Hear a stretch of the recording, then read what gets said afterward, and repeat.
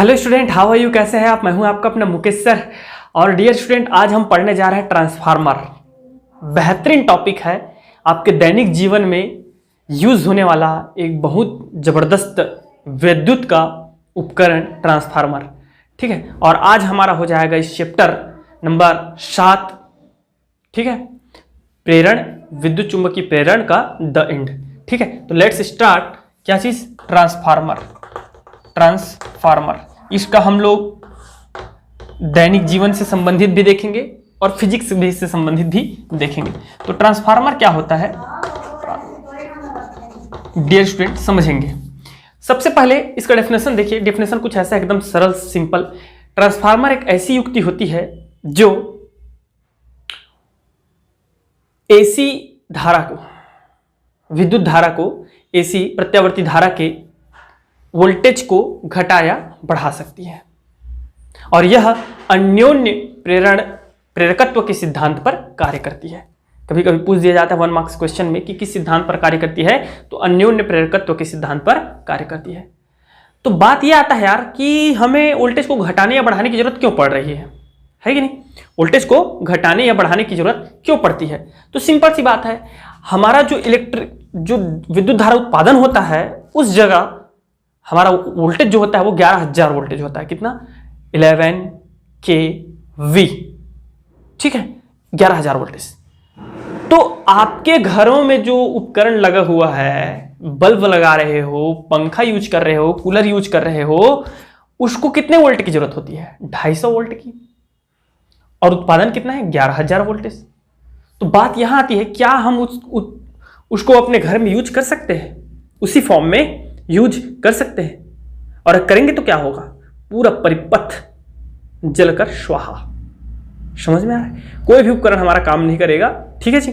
तो इसी को क्या करते हैं हम लोग? ट्रांसफार्मर क्या करता है? Transfer energy. तो एनर्जी को ट्रांसफर तो करता है, पावर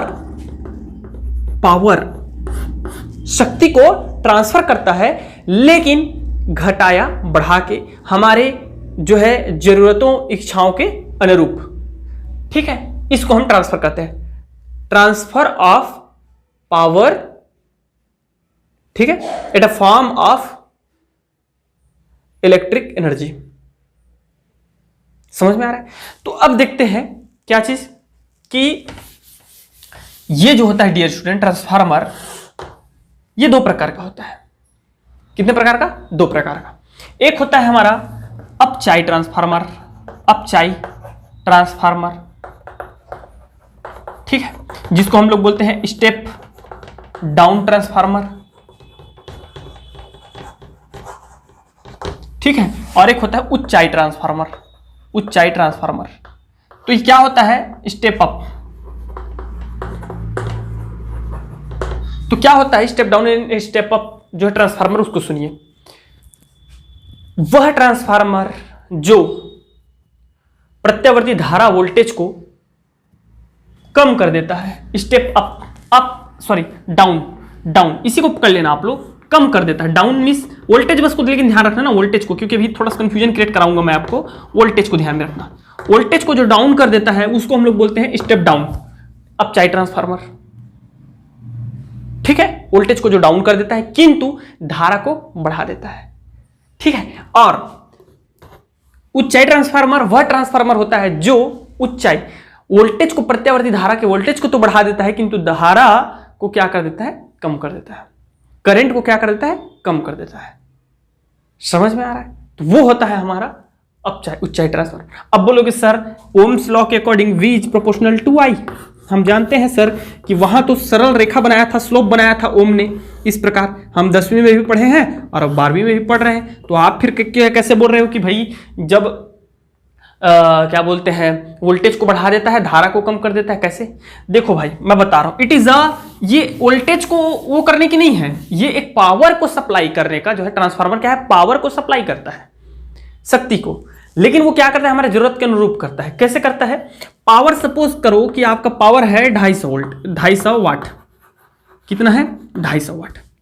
इस पावर को मैं P is equal to V I, सबको पता है वी आई लिखते हैं हम लोग, P is equal to V I, power का जो है फॉर्मूला है, एक व्यंजक है। मतलब इसमें क्या है, दोनों से मिल करके वोल्टेज भी होगा और करंट भी होगा, वोल्टेज और करंट मिल करके 250 बना हुआ है। तो आप सबको पता है, जिसकी 250 नहीं करेंगे, थोड़ा सा बढ़ा देंगे उसको, ठीक है, 250, 2 पंचे 10 और 5 पंचे 25, 1250 कर देता हूँ, ये 1250 कर दिया मैं, ठीक है। तो 1250 किया तो हो सकता है कि वोल्टेज कितना हो, 250 हो और इसी में हमारा जो करंट है वो कितना हो, 5 एम्पियर हो, 5 एम्पियर हो। तो यहां क्या है, वोल्टेज ज्यादा है और करंट कम है। लेकिन इसी को क्या कर सकते हैं हम लोग, इस प्रकार भी लिख सकते हैं भाई। कैसे लिख सकते हैं, 1250 जो है इसको मैं अगर वोल्टेज को मैं क्या कर देता हूं, डिक्रीज कर देता हूं और करंट को क्या कर देता हूं, इंक्रीज कर देता हूं। चलो इसको दुगना जब मैं इंक्रीज करूंगा, मतलब 10 एम्पियर बनाऊंगा, तो ये इसका आधा हो जाएगा। तो आधा हो जाएगा मतलब कितना हो जाएगा, 12 दूनी 24 और ये देखिए इतना वोल्टेज एम्पियर। मतलब ये क्या हो गया, वोल्टेज हमारा डाउन हो गया और करंट क्या हो गया, अप हो गया। लेकिन ये बताओ मुझे, दोनों की शक्ति में कोई चेंज आया क्या? इस फॉर्म में भी हमारा कितना है, 1250 वाट ही होगा और इस फॉर्म में भी कितना हो जाएगा हमारा, 1250 वाट हो जाएगा। तो it is a transfer of power, but कैसे कि हमारे जरूरत के अनुसार। अब हमको घर में लाना है तो घर में हमारा वोल्टेज क्या होना चाहिए, कम होना चाहिए, धारा भी कम होना चाहिए, लेकिन वोल्टेज क्या होना चाहिए, कम होना चाहिए। लेकिन जब आप ले जाते हैं इसको इंडस्ट्रीज में, बड़े बड़े पावर प्लांट में, तो वहां हमको क्या करना पड़ता है, धारा को जितना आ रहा है उससे ज्यादा बढ़ाना पड़ता है। समझ में आ रहा है, बढ़ाना पड़ता है, धारा को क्या करना पड़ता है, बढ़ाना पड़ता है। तो वहां पे हमको क्या लगाना पड़ेगा, ऊंचाई ट्रांसफार्मर का यूज करना पड़ेगा। और आपके घर में लाना है तो हमको कौन सा ट्रांसफार्मर यूज करना पड़ेगा, स्टेप डाउन ट्रांसफार्मर यूज करना पड़ेगा, ठीक है। आप उसी फॉर्म में तो नहीं ला सकते ना भाई। तो ये होता है अपचाई और उच्चाई ट्रांसफार्मर। अब देख लेते हैं इसका बनावट देखेंगे, फिर इन दोनों में डिफरेंस भी देखेंगे, फिर इनका व्यंजक भी देखेंगे, और आज ये हो जाएगा हमारा क्लास खत्म। बनावट, तो बनावट कैसा रहता है ये देखिए, 2 ठो बनाना है हमको, ठीक है। आप देखिएगा बनावट से ही इसका पूरा जो है व्याख्या मैं इसी से कर दूंगा, दोनों में डिफरेंस भी बता दूंगा, सारा चीज इसी यहीं से हो जाएगा, ठीक है। इसलिए आप अच्छे से बढ़िया से बनाइएगा। 2 ठो हमको ट्रांसफार्मर बनाना है।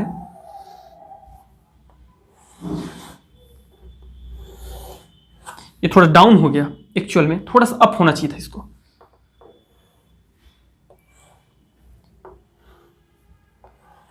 और ये बड़ा भी हो गया, थोड़ा छोटा होना चाहिए था, तब तो 2 ठो बनेगा। तो एक काम करो, इसको मिटाओ, बनावट देखेंगे, बनावट में ही सब कुछ समझेंगे, थोड़ा सा धैर्य रखेंगे, पेशेंस रखेंगे, तो पूरा सब कुछ अच्छे से आपको क्लियरली समझ में आ जाएगा, ठीक है डियर स्टूडेंट्स। तो थोड़ा सा भाई, धैर्य का फल, सब्र का फल मीठा होता है, लेकिन ज़्यादा धैर्य रखोगे तो वो फल सड़ भी जाता है ना, खराब हो जाता है। तो इसलिए टाइम इसीलिए समय का प्रबंधन बहुत आवश्यक है, जीवन में भी, एवरीथिंग एवरीवेयर। तो इस प्रकार ये क्या चीज़ है, इसका भी बड़ा महत्व है, ठीक है। ये जो बना रहा हूँ मैं, लाइन्स बना रहा हूँ, ये लाइन क्या है उनको भी आपको जानना है। ऐसा नहीं है कि ये लाइन टाइम पास सजावट के लिए और आपको, ठीक है, वो करने के लिए नहीं बना रहे हैं, इनका अपना महत्व है। ये कोई डिजाइन नहीं है, कितना बड़ा काम करेगा ये देखिएगा, यही चीजें।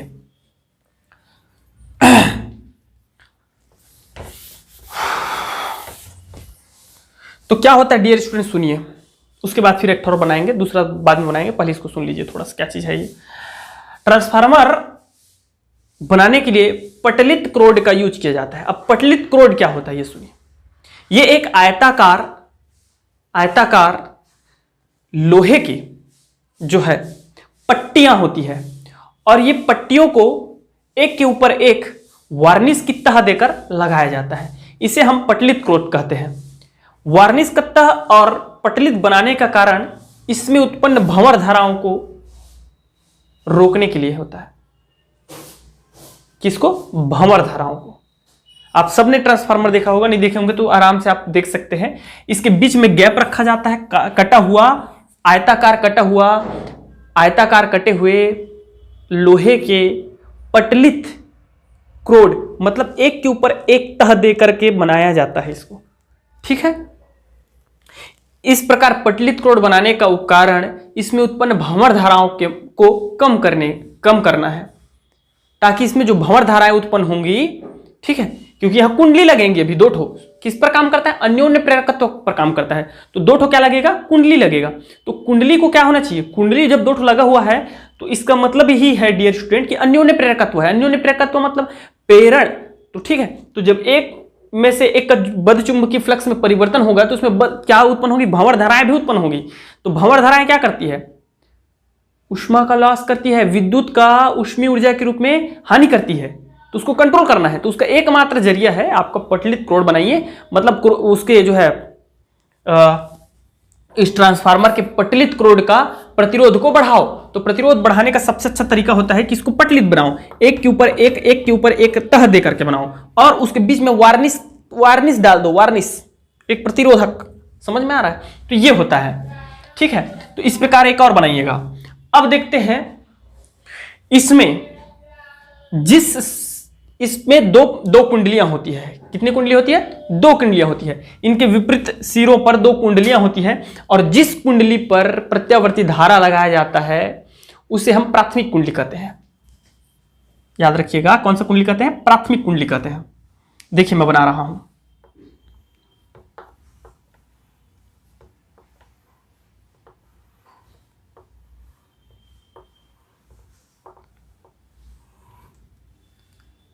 इस प्रकार, और इस सिरे पे लगा देंगे हम लोग एसी वोल्टेज। क्या लगा देंगे, एसी वोल्टेज लगा देंगे।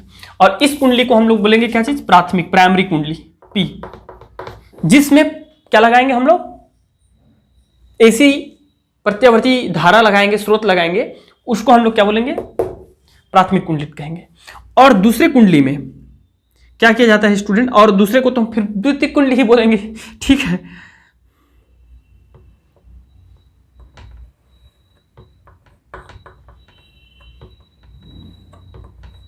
ये सब का रीजन है, अभी आपको अभी पता नहीं है, ठीक है। अभी इसका महत्व तो भी समझ में आएगा कि क्यों ऐसा बनाया जा रहा है, इसको मोटा बना रहा हूं, उसको पतला बनाया हूं, इसकी संख्या कम है, तो इसका सबका रीजन होता है यार। द्वितीयक कुंडली, सेकेंडरी,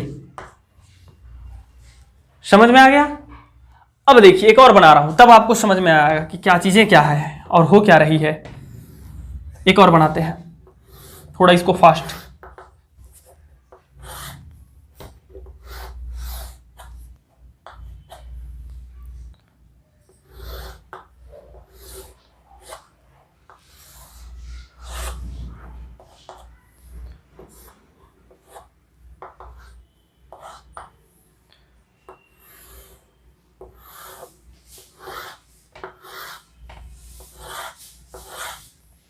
इस प्रकार आपको दूसरा एक और जो है ट्रांसफार्मर बनाना है, और इसमें क्या करते हैं ये सुनिए। इसमें क्या करते हैं, इसमें कुछ इस प्रकार से होता है।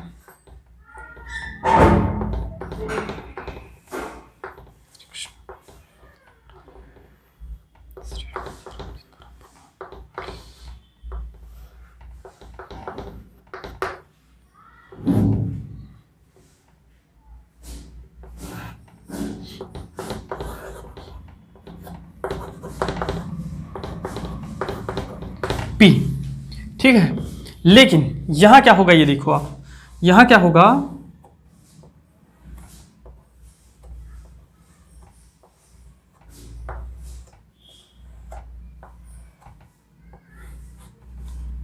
ये कुछ इस प्रकार, ठीक है, एस, ये द्वितीयक कुंडली। तो प्राथमिक और द्वितीयक कुंडली तो समझ में आ गया होगा। प्राथमिक कुंडली वह कुंडली होती है, ठीक है, जिस पर एसी जो है क्या लगाया जाता है, प्रत्यावर्ती वोल्टेज लगाया जाता है, प्रत्यावर्ती धारा स्रोत को लगाया जाता है, और दूसरा जो है द्वितीयक कुंडली कहलाता है। अब यहीं पे हम लोग डिफरेंस देख लेते हैं अपचाई और उच्चाई में। दैट इज अ अपचाई, स्टेप डाउन। अपचाई क्या है, अपचाई है, और ये क्या है हमारा, उच्चाई है। यहीं पे आपको समझ में आ जाएगा। देखो 5 6 4 5 में डिफरेंस बता देता हूं आपको, सुनिए क्या क्या डिफरेंस होता है। सबसे पहला कि अपचाई ट्रांसफार्मर वोल्टेज को घटा देता है और धारा के मान को बढ़ा देता है।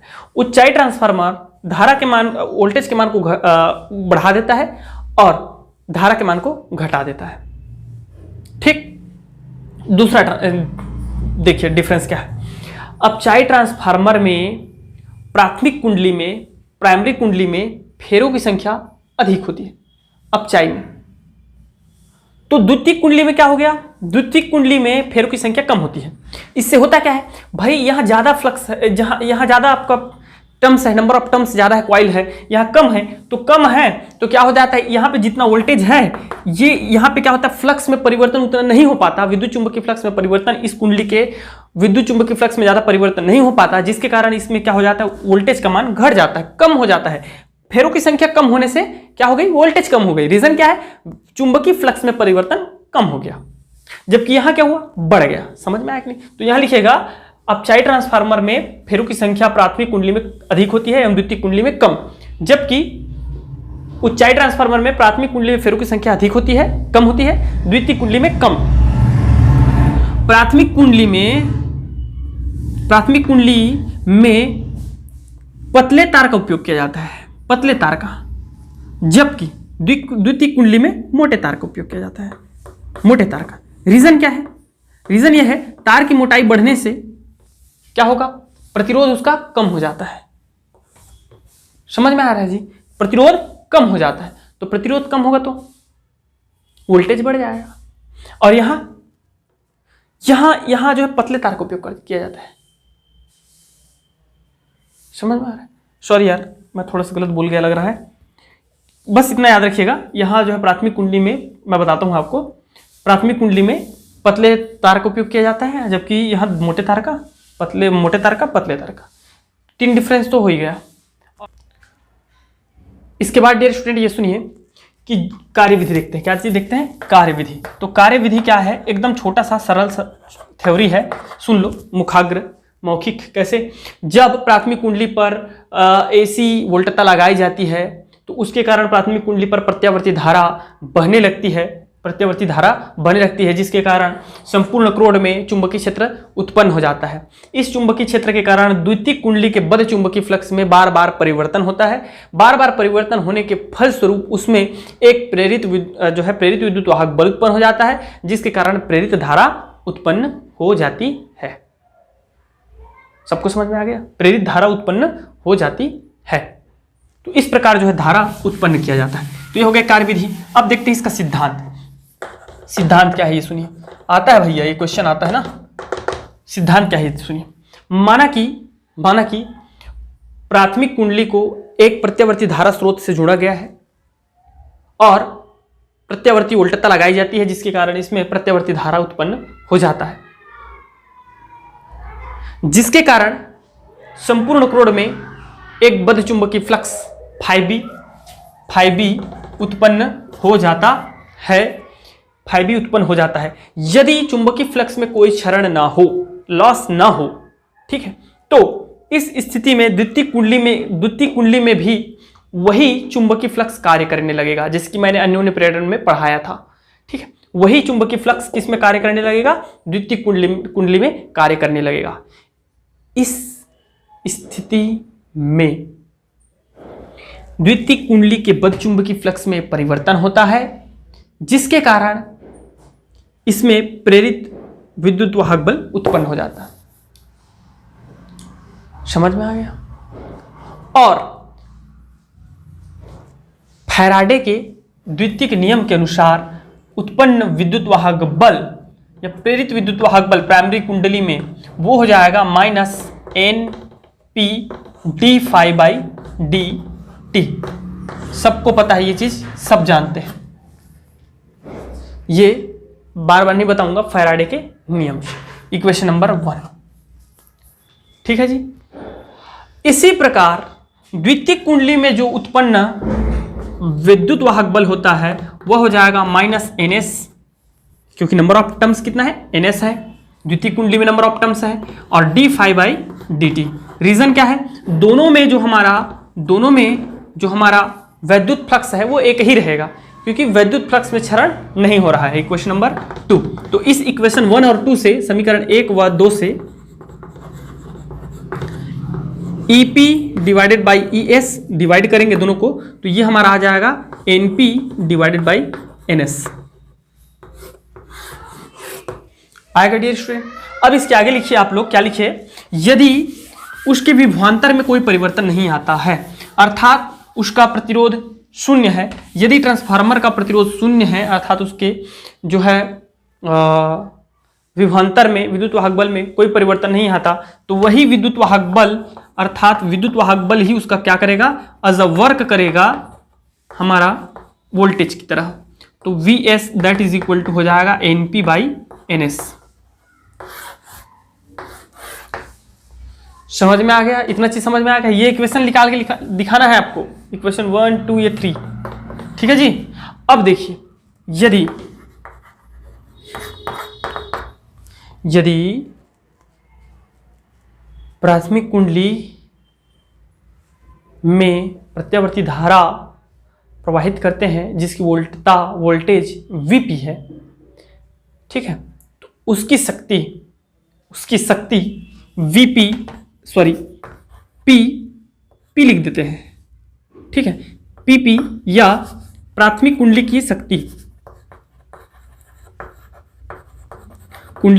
शक्ति, यदि प्राथमिक कुंडली में Ip धारा प्रवाहित की जाती है और जिसके कारण प्राथमिक कुंडली में Vp वोल्टता लगाई जाती है जिसके कारण उसमें उत्पन्न धारा Ip है, तो शक्ति जो होगा वो Vp इंटू Ip, सबको पता है P is equal to VI, होता है कि नहीं होता है? इसी प्रकार द्वितीयक कुंडली में जो हमारा उत्पन्न शक्ति होगा, द्वितीयक कुंडली में उत्पन्न जो शक्ति होगा वो हो जाएगा Vs सेकेंडरी Is होगा। ओके डियर स्टूडेंट, तो इस प्रकार यदि द्वितीयक कुंडली में किसी भी प्रकार का शक्ति क्षय नहीं होता है, तब हमारा क्या होगा, प्राथमिक कुंडली में शक्ति बराबर होगा द्वितीयक कुंडली में शक्ति के। ध्यान रखिएगा, ये तब होता है जब आपका कोई किसी भी प्रकार का शक्ति क्षय नहीं होता है, ठीक है। तो इस प्रकार हम लोग लिख सकते हैं Vp Ip that is equal to Vs Is, लिखा जा सकता है। इतना समझ में आ रहा है आपको? अब देखिएगा यहाँ पे अगर मैं इसको रिलेटिव, मुझे इसको थोड़ा सा वो करना है, ठीक है, तो Vp बाई Vs है, तो एक काम करता हूँ, Vp को इधर रखता हूँ, Vs को इधर ले आके आ जाता हूँ, और ये Is है डियर स्टूडेंट, तो इसके नीचे में क्या लेते हैं, Ip ले लेते हैं। इसको उधर लेके गया, Ip को Is के नीचे में और Vp के नीचे में Vs लेके आ गया मैं। तो अब मैं इसको कैसे लिख सकता हूँ, ये देखो आप, इसको अब मैं कैसे लिख सकता हूँ, इसके देखिए Vp Vs और ये इक्वल टू है इसके, तो हमारा ये फाइनली आ जाएगा Ip by Es that is equal to Vp by Vs that is equal to Np by Ns, और दैट इज इक्वल टू, चूंकि Vp by Vs is equal to है Is बाई Ip, तो ये हो जाएगा हम लोगों का Is बाई Ip। समझ में आ गया? तो इतना जो है आपको निकाल के दिखाना है, ठीक है। इसके साथ साथ में इसमें एक महत्वपूर्ण क्वेश्चन जो आता है वो आता है ट्रांसफार्मर में विद्युत शक्ति क्षय, ठीक है, विद्युत क्षय शक्ति क्षय, उसको देखेंगे। लेकिन उससे पहले परिणामन अनुपात, ट्रांसफॉर्मेशंस रेशियो, परिणामन अनुपात, तो ये क्या होता है ये सुनिए।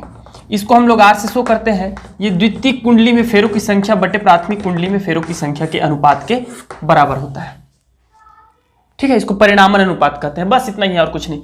तो इस प्रकार से आप अपचाई ट्रांसफार्मर में देखेंगे, तो अपचाई ट्रांसफार्मर में आप सबको पता है, अपचाई ट्रांसफार्मर में डियर स्टूडेंट ऊपर में कॉइल्स की संख्या ज़्यादा होती है, नीचे में टर्म्स की संख्या कम होती है।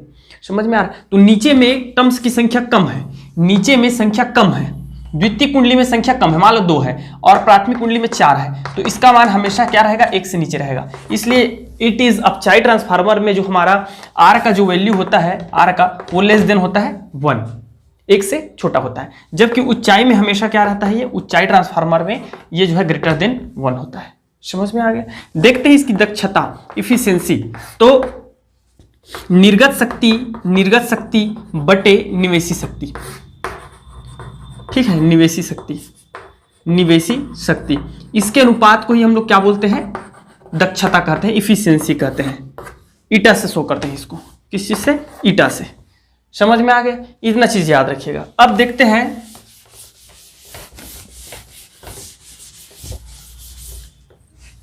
ट्रांसफार्मर में ऊर्जा क्षय। तो ऊर्जा क्षय कैसे कैसे होता है ये देखो। पहला ताम्र क्षय, जिसको हम लोग बोलते हैं इंग्लिश में कॉपर लॉस। तो कॉपर लॉस कैसे होता है डियर स्टूडेंट? तो भाई ये देखिए, जो हमारा ट्रांसफार्मर बना रहता है वो किस चीज का बना रहता है? तांबे के तारों को लपेटकर जो है प्राथमिक द्वितीयक कुंडली बनाए रहते हैं, ठीक है। तो तांबे से बना रहता है। अब तांबे का कुछ ना कुछ तो उसका जो है प्रतिरोध होगा कि नहीं होगा? तो इस कारण ताम्र, चूंकि ट्रांसफार्मर जो है तांबे की कुंडली से बनाई जाती है और तांबे का अर्थात कॉपर का प्रतिरोध होता है, जिसके कारण विद्युत ऊर्जा का रूपांतरण ऊष्मीय ऊर्जा में हो जाता है। इसे रोकने के लिए तांबे के तार की जो है मोटाई को बढ़ाई जाती है। अब ऐसा तो नहीं है कि हम कुछ दूसरे तार का यूज कर लेंगे, क्योंकि सबसे अच्छा जो है हमारा सिल्वर होता है, ठीक है, सुचालक विद्युत का। दूसरे नंबर पे तांबा आता है। सिल्वर हम यूज कर नहीं सकते, महंगा है, तो कॉपर हमको यूज करना पड़ता है। तो भैया उसको कैसे कम किया जा सकता है? तो उसको कम किया जा सकता है थोड़ा सा मोटाई बढ़ा के, तांबा। दूसरा आपका आता है फ्लक्स क्षय। फ्लक्स क्षय ये कैसे पॉसिबल है डियर स्टूडेंट? तो आप सबको पता है फ्लक्स क्षय, तो हमारा यहां पे एक कुंडली यहां पे होती है, एक कुंडली यहां पे होती है, ठीक है। तो इस कुंडली में जब प्रत्यावर्ती धारा उत्पन्न करते हैं, बहता है, तो इसके जो है बद्ध चुंबकीय फ्लक्स में परिवर्तन होता है। तो इसके बद्ध चुंबकीय फ्लक्स में परिवर्तन होने के कारण हम ये मान के चले थे कि इसका जो बद्ध चुंबकीय फ्लक्स होगा वही बद्ध चुंबकीय फ्लक्स इसका भी होगा, ठीक है। इस प्रकार हम मान के चले थे, लेकिन ऐसा होता नहीं है। बीच में वायु रहता है, तो वायु होने के कारण इसके बद्ध चुंबकीय फ्लक्स में क्या होता है? क्षय होने लगता है। भाई चुंबकीय क्षेत्र में इधर आप चुंबक रखे हो, अब बोलोगे बहुत दूर तक सर यहाँ एक चुंबक है, यहाँ एक चुंबक है, और आकर्षित क्यों नहीं कर रहा है? तो बीच में तो भाई बैरियर है कि नहीं, उसका एक क्षेत्र होगा। तो इस कारण इसको दूर करने के लिए स्टूडेंट क्या करते हैं, हम प्राथमिक और द्वितीयक कुंडली को एक साथ लपेटा जाता है, ठीक है। तीसरा क्या है ये देखिए, तीसरा होता है हमारा शैथिल्य लॉस। शैथिल्य लॉस होता है, ठीक है। क्या है? शैथिल्य लॉस। तो शैथिल्य लॉस कैसे होता है? हानि। शैथिल्य लॉस ऐसे होता है कि हमारा जो ट्रांसफार्मर का क्रोड जो होता है वो नर्म लोहे का बनाया जाता है। तो नर्म लोहे होने के कारण जब प्रत्यावर्ती धारा प्रवाहित की जाती है तो बार बार चुंबकित और विचुंबकित होता है, जिसके कारण बार बार चुंबकित और विचुंबकित होने के कारण उसी को हम लोग बोलते हैं शैथिल्य लॉस। तो बार बार जब चुंबकित विचुंबकित होता है तो विद्युत ऊर्जा का रूपांतरण ऊष्मीय ऊर्जा में होता है, जिसे हम शैथिल्य लॉस कहते हैं। इसे कम किया जा सकता है पटलित क्रोड का उपयोग करके। That's clear. चौथा है आपका लौह ह्रास। लौह ह्रास, तो ये कैसे होता है? यदि इससे पहले इसको लिख लीजिएगा, ऐसे में थोड़ा सा बैलेंस बना रहे। लौह ह्रास कैसे होता है डियर स्टूडेंट? यदि हमारा जो ट्रांसफार्मर का क्रोड है वो नर्म लोहे का है और एक ही लोहा है, तो वो उसमें क्या हो जाती है, जब प्रत्यावर्ती धारा प्रवाहित की जाती है तो उसमें भंवर धाराएं उत्पन्न हो जाती है। अब वो सबको पता है आपको भंवर धारा कैसे उत्पन्न होती है। तो भंवर धारा उत्पन्न हो जाती है, जिसके कारण वह क्रोड क्या करता है, विद्युत ऊर्जा को एब्जॉर्ब करता है और ऊष्मीय ऊर्जा के रूप में ट्रांसफॉर्म करता है, जिसके कारण हमारा विद्युत ऊर्जा का लॉस होता है। तो उसको कम करने के लिए वही तरीका है, क्या? क्रोड को पटलित बनाओ, नॉर्मल लोहा तो यूज करना ही पड़ेगा, क्रोड को पटलित बनाओ और बीच में वार्निश का तह लगाओ, तो वो जो है प्रॉब्लम आपका सॉल्व हो जाएगा। अब लास्ट देख लेते हैं इसका यूसेस। तो इसका उपयोग तो यार वो तो आप लिख ही सकते हैं यार, ढेर सारा है यार, है।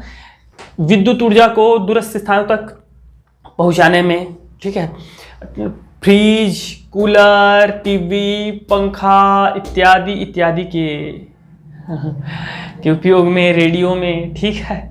वेल्डिंग कार्य के लिए कम जो है हमको वोल्टेज की ज़रूरत होती है, तो उसके लिए जो है हम क्या करते हैं, आप चाई ट्रांसफार्मर का उपयोग कर लेते हैं। तो ऐसे आप ढेर सारे उदाहरण आप खुद आप कमेंट बॉक्स में भी 2-4 ठो बता दीजिएगा मुझे भी, हाँ ठीक है, और आप स्वयं लिख लीजिएगा। तो आज के लिए बस इतना ही। Thank you very much. फिर नेक्स्ट क्लास स्टार्ट करेंगे हम लोग विद्युत चुंबकीय तरंगे। Thank you.